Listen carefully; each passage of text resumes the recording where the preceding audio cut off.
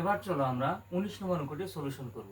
19 নম্বর অঙ্ক আমাদের কি বলছে, 2p প্লাস 3q দিয়ে আমরা 16p⁴ মাইনাস 81q⁴ কে ভাগ করব। তাহলে এই ভাগটা আমরা কিভাবে করতে পারি সেটা আবার দেখব। তাহলে প্রথমে লক্ষ্য করো, এখানে p⁴ এর সহগ হলো 16, এখানে p এর সহগ হলো 2। তাহলে অবশ্যই আমাদের কি করতে হবে, এই 2 দিয়ে 16কে ভাগ দিতে হবে। তাহলে এই 2 এর সাথে কত গুণ করলে 16 হবে? আমরা জানি 2 এর সাথে যদি আমরা একটা 8 গুণ করে দিই তাহলে কত হবে? 16 হয়ে যায়। এখানে পির উপরে পাওয়ার 4, এখানে পির উপরে পাওয়ার 1। তাহলে আমরা এই 4 পাওয়ার থেকে 4 থেকে আমরা এই 1 বাদ দিয়ে দেবো। তাহলে আমরা পির পাওয়ার কত পাবো ভাগ করলে? 3। আমরা এই 8p³ দিয়ে আমরা এইটাকে এবং এইটাকে আমরা কি করবো, অর্থাৎ 2p এবং 3q কে গুণ করে দেবো। তাহলে লক্ষ্য করো, 8 আর 2 গুণ করলে কত হবে? 16। p আর p³ গুণ করলে কত হবে? p⁴। এখানেও প্লাস, এটাও প্লাস, 3 এর আগেও প্লাস, আমাদের এইটা আগেও প্লাস, তাহলে প্লাস প্লাসে প্লাস। 3 আর 8 গুণ করে দিলে কত হবে? 24। আমরা p³ আর q যদি গুণ করে দিই তাহলে আমরা পাবো p³ q। আমরা ভাগ করলাম, গুণ করে দিলাম, এবার বিয়োগ করে দেব। তাহলে এটা কেটে যাবে, এখানেও কি হবে? মাইনাস চিহ্ন হবে। তাহলে আমরা পাবো minus 24 p³ q minus 81q⁴। এখন লক্ষ্য করো যে এখানে কিছু না আছে প্লাস, এখানে কিছু মাইনাস, তাহলে প্লাস মাইনাসে মাইনাস, প্লাস মাইনাসে মাইনাস। এই 2 এর সাথে কত গুণ করলে 24 হবে? আমরা জানি 2 এর সাথে যদি আমরা 12 গুণ করে দিই তাহলে হবে কত? 24। 2 এর সাথে 12 গুণ করলে কত হবে? 24। এই পির সাথে কত গুণ করলে এই p³ হবে? p³ হবে। এই পির সাথে কত গুণ করলে p³ হবে? তাহলে একটু লক্ষ্য করো যে এখানে পির পাওয়ার 3, এখানে পির পাওয়ার 1।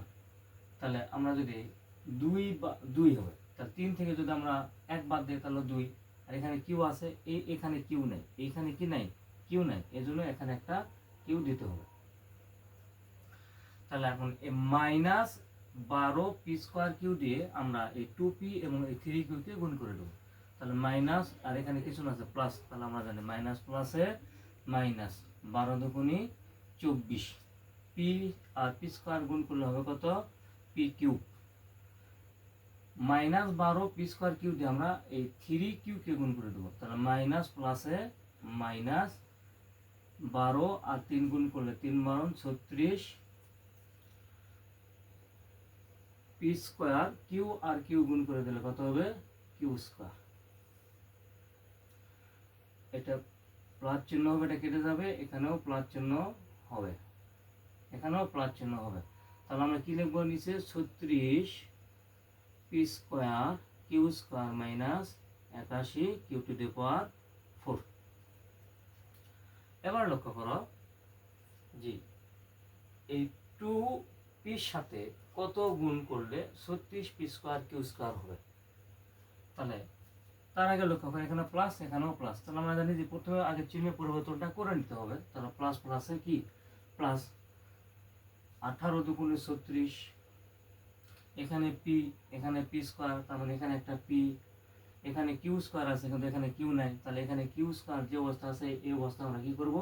ভাগফলে উঠে দেব। আমরা এখন এই 18p² দিয়ে এইটাকে আর এবং এইটাকে আমরা কি করে দেবো? গুণ করে দেবো। তাহলে 18 দুগুণে 36, 18 দুগুণে 36, এই পি আর এই পি গুণ করলে কত হবে? p², এই q² প্লাস প্লাসে প্লাস, 18 আর 3 গুণ করলে কত হবে? 3 × 18 = 54। এই কিউ দিয়ে যদি p² গুণ করা হয় তাহলে পাবো p³ এখানেও মাইনাস চিহ্ন, এখানেও কি হবে? মাইনাস চিহ্ন, এটা কেটে যাবে। তাহলে আমরা নিচে নামে আনবো মাইনাস 54 p³ মাইনাস 81q⁴।